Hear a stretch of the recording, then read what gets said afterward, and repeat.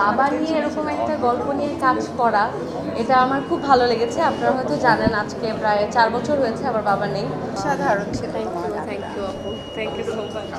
মানে ঐদিকে তো আমরা একটু অন্য ধরনের গানে পাই, এটা কাইন্ড অফ প্লেব্যাক বলা যায় এক ধরনের, এবং এই প্যাটার্নের গানে খুবই কম দেখা যায়।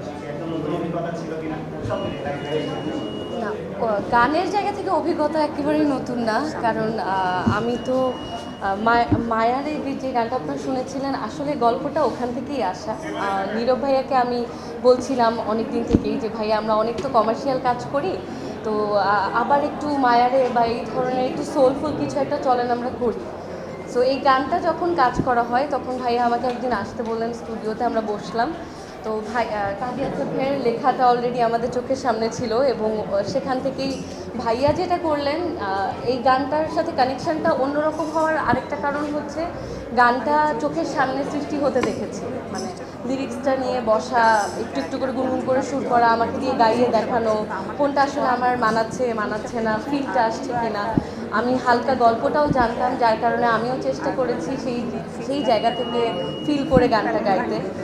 চরকিকে আমি স্পেশালি ধন্যবাদ দিব, কারণ বাবা নিয়ে এরকম একটা গল্প নিয়ে কাজ করা, এটা আমার খুব ভালো লেগেছে। আপনারা হয়তো জানেন আজকে প্রায় 4 বছর হয়েছে আমার বাবা নেই।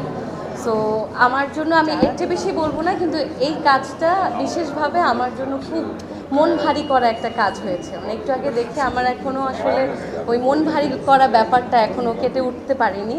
আর মিম আপু আমার খুব পছন্দের, আপুর চরিত্রের গল্পটাকে আমি আমার গানের গল্প দিয়ে আনার চেষ্টা করেছি। আপুর ভালো লেগেছে, সবার ভালো লেগেছে, সব গুণীরা কাজ করেছেন, আমি খুবই আনন্দিত।